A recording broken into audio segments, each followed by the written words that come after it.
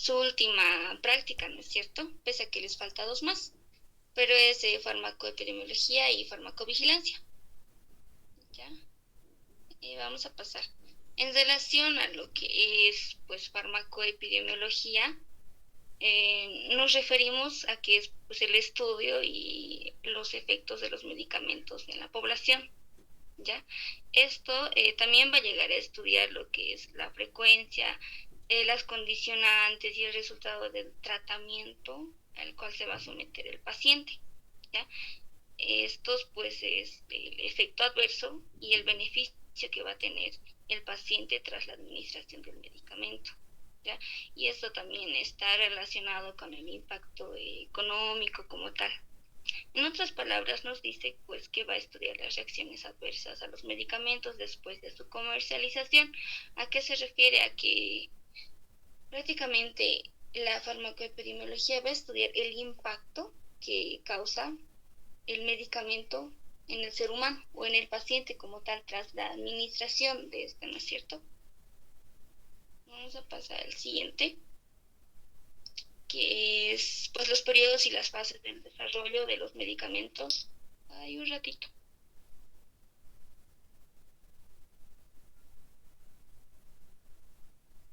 Ya.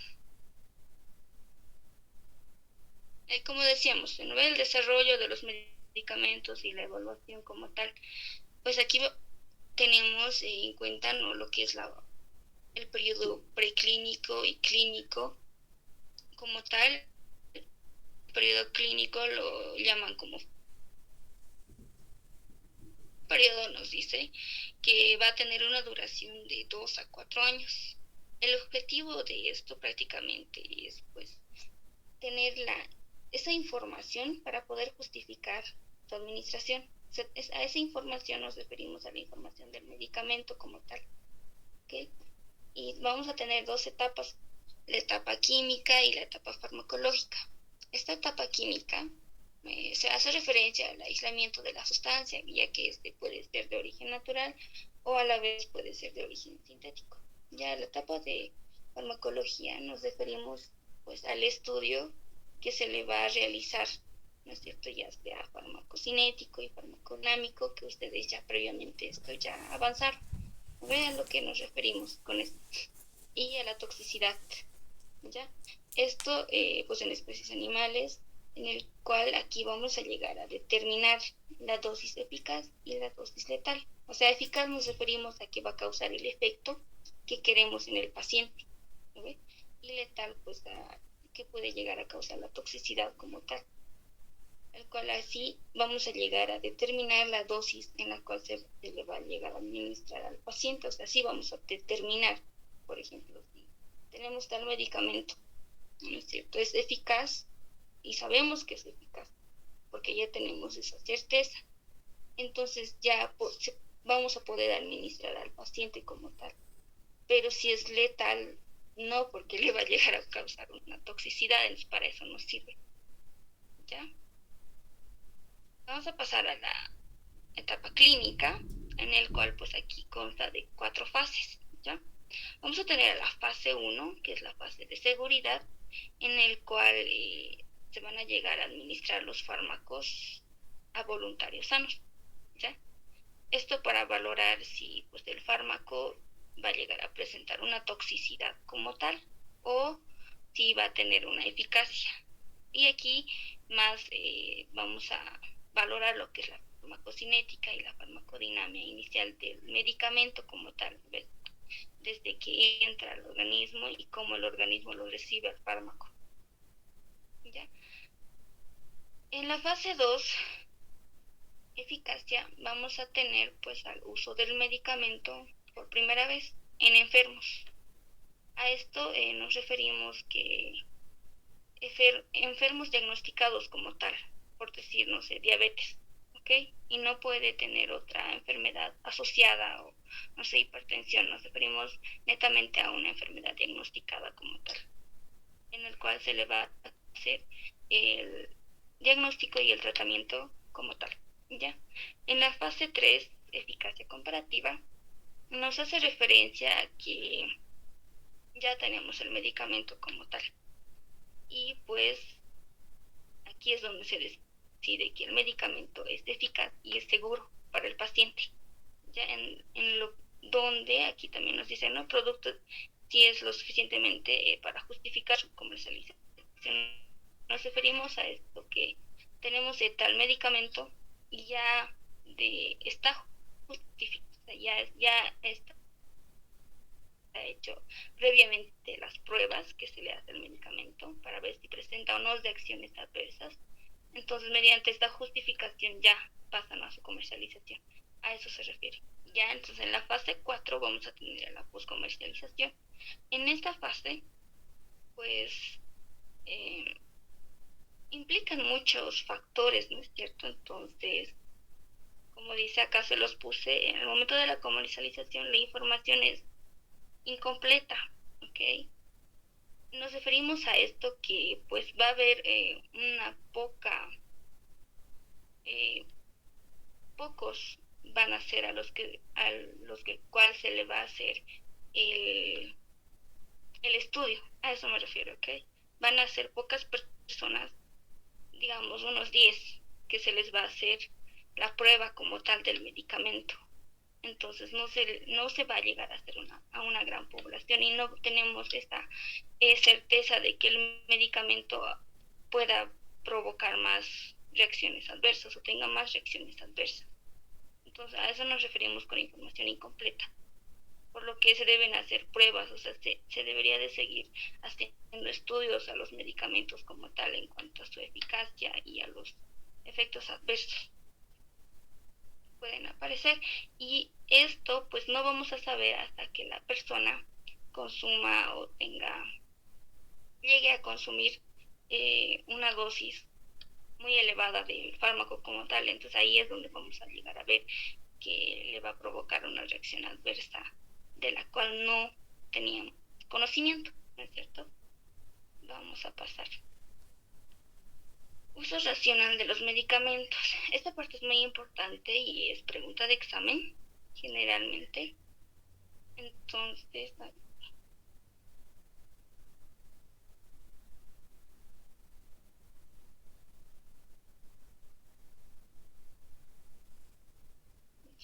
¿me escuchan, no? Ya vamos a seguir. Uso racional de los medicamentos. Como les decía, es pregunta de examen. Esta parte es muy importante porque al momento de que pues venga un paciente a tu consultorio, venga al hospital o a tu práctica clínica como tal, tenemos que tener en cuenta pues que el paciente al cual tú le vas a administrar un medicamento debe ser el paciente correcto, debe ser el medicamento correcto, debe ser por vía correcta, dosis correcta, en el tiempo correcto. Y esto pues tú como tal debes tener en cuenta o en consideración la historia clínica como tal del paciente, ¿okay?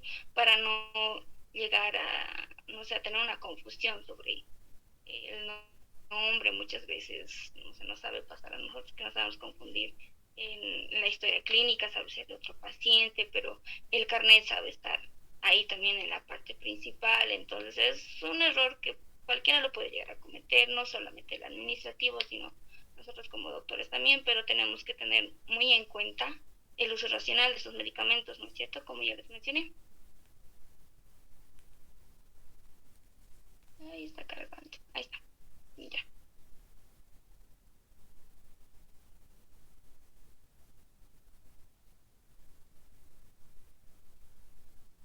Aquí no aparece, pero esta parte hace referencia sobre la farmacovigilancia, ¿ok?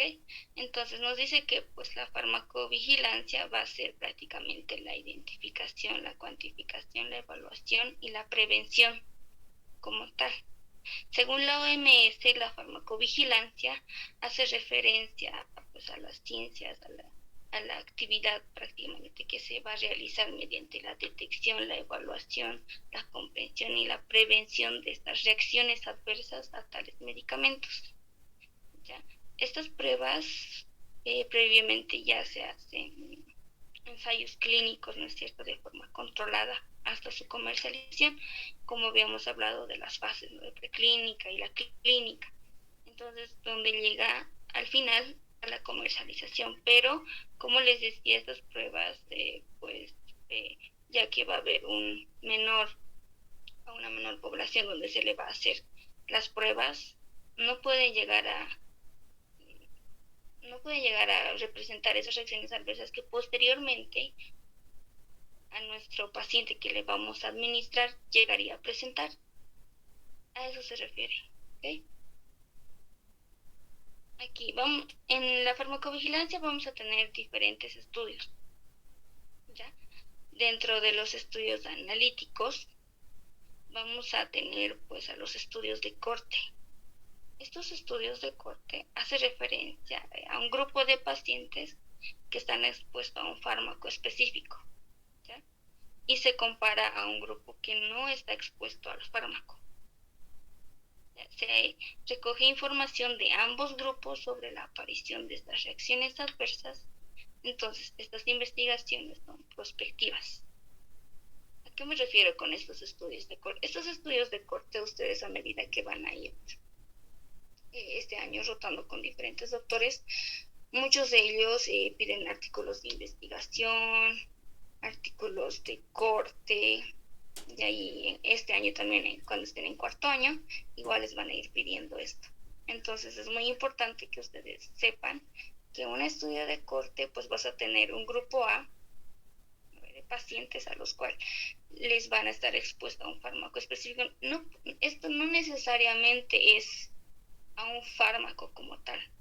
Ya como estamos en la materia hace referencia a esto, pero no es, este estudio de corte no siempre se va a relacionar con fármacos, sino se puede relacionar con enfermedades, se puede relacionar con, en fin, muchas cosas, ¿no es cierto? Entonces, como les decía, este tipo de estudios va a tener un grupo A, va a tener un grupo B, un grupo A, el cual va a estar expuesto al fármaco como tal, y el grupo B no va a estar expuesto al fármaco como tal. Esos casos controles, ¿no es cierto? Donde vas a recoger la información de ambos grupos, a los cuales le has administrado el fármaco y de los cuales no les has administrado el fármaco. Entonces vas a tener un informe diferente. Por ejemplo, a los que les has administrado el fármaco puedes tener un efecto beneficioso, como un efecto que no, que pueden llegar a presentar reacciones adversas de las que no tenías entendido que pueden llegar a presentar. ¿Okay? También tenemos los estudios observacionales, ¿ya? Que son los estudios de casos controles, en donde pues vas a comparar a los pacientes que presentan un efecto adverso como tal y otras que no tienen el efecto adverso. Entonces, para identificar estos factores de riesgo de la exposición del fármaco, por lo general pues se tratan de estudios retrospectivos. El otro eran investigaciones prospectivas, ¿no es cierto? Van a tratar de diferenciar siempre esto. Pues, como decíamos que son estudios retrospectivos, esta parte pues del efecto adverso busca que podamos de alguna forma tener en cuenta que va a existir esas reacciones adversas. Entonces, al hacer este estudio, ya tenemos como un previo aviso de lo que tal fármaco está llegando a presentar, ya sea en pacientes, no sé, adultos, pacientes de adolescentes, jóvenes, y esto incluso lo puede llegar a separar según las edades, por edades, no sé, de 50, de 20 años, ¿ok? Ya. Dentro de los estudios analíticos experimentales vamos a tener al ensayo clínico controlado. Esto muchas veces se ve y ustedes lo hayan visto en su año ya, que siempre generalmente se pide estos tipos de ensayo clínico controlado, ¿no? Pero en referente a la materia nos hace referencia que pues la investigación está efectuada en un grupo representativo de la población. Esto pues va a determinar o va a llegar a confirmar las reacciones adversas, ya sea a un medicamento como tal o a varios medicamentos. Ya esto se refiere al ensayo clínico controlado. También vamos a tener estudios descriptivos, ¿ya? Como la notificación voluntaria, la tarjeta amarilla, ¿ok? Esta notificación voluntaria es muy importante que ustedes lo sepan, porque ya que cuando hagan su internado puedan y tengan que hacer la notificación como tal. Esta notificación no solamente lo puede llegar a hacer el personal de salud, sino también el paciente como tal, ¿ok? Nos dice que es el más eficiente en la generación de alarmas de medicamentos, de los que no se conocían determinadas reacciones adversas, pues va a consistir en la notificación de desarrollo de un médico, o sea, un médico va a llegar a hacer esta notificación, va a facilitar por la utilización de un formulario, el formulario como tal es amarillo, ¿ok? Que luego pasa a una base de datos y esto pues va a ir, se va a notificar, ¿no es cierto? También tenemos el programa prescripción Events Monitoring, ¿ya? Este programa de búsqueda de reacciones adversas está relacionada con la prescripción y está dirigida por la DSRU, pues la misma que recibe el médico prescriptor, es el personal de salud que va a prescribir, ya una copia de la receta y el acto seguido le envía un cuestionario, el cual va a solicitar información sobre cualquier acontecimiento que se haya presentado en el paciente durante el tratamiento. Esto, un ejemplo claro sería pues en caso de la tuberculosis, a ver, la tuberculosis, tenemos al paciente. El paciente tiene que estar en constante evaluación y monitorización. Esto no solo por el personal de salud, sino por parte de los familiares también, porque el paciente puede llegar a presentar reacciones adversas, porque en la tuberculosis, como supongo que deben tener en cuenta, el paciente no llega a tomar solamente una tableta, llega a tomar 4 o 5 tabletas, esto de acuerdo a su peso, que es peso, es dosis, peso, kilogramos, ¿vale? Entonces, el paciente muchas veces llega a presentar reacciones adversas y muchas veces pues el paciente no está en el hospital, o sea, no va a presentar ese mismo rato la reacción adversa, entonces por eso que se le debe indicar a sus familiares y al paciente como tal las reacciones adversas que puede llegar a presentar, pero si llega a presentar otra reacción adversa de la cual no tenemos entendido, entonces es importante que la persona o familiar tenga o no, notifique esto, ¿no es cierto? También tenemos a programas de vigilancia intensiva en los hospitales.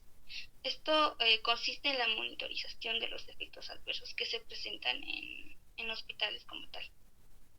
Ya pues generalmente las personas o los pacientes que llegan o asisten a los hospitales no llegan solamente a tomar un fármaco como tal, llegan a tomar millones de fármacos o, perdón, muchos fármacos en donde pues puede incluso haber una interacción farmacológica. Entonces por eso que el personal de salud, el doctor como tal, tiene que tener en cuenta esto y tiene que pues revisar constantemente su historia clínica, porque como bien saben, los doctores llegan a hacer turnos. A ver, lo admitido.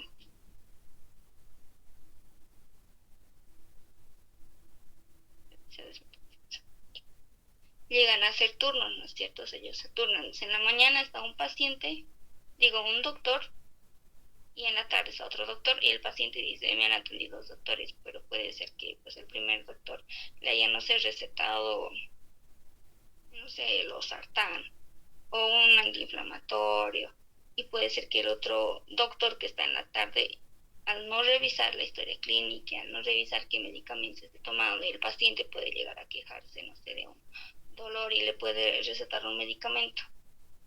Entonces puede llegar, no sé, a causar una interacción o puede llegar a causar una reacción adversa como tal. Vamos a pasar. Tenemos que tener en cuenta estas definiciones a la cual nos referimos con medicamento esencial, pues van a ser de máxima importancia y van a ser indispensables. ¿Okay? De venta libre nos referimos a medicamentos que podemos obtener de la farmacia sin receta médica, que muchas veces nosotros como estudiantes, incluso yo, me duele la cabeza y voy, no sé, por un ibuprofeno, tengo fiebre, paracetamol, no sé, y me tomo muchos medicamentos. Y eso está mal, ¿no es cierto? Al medicamento,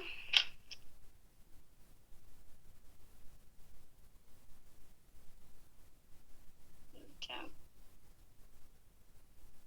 Con medicamento genérico nos referimos a que más que todo esto está relacionado con la farmacéutica, ¿no es cierto?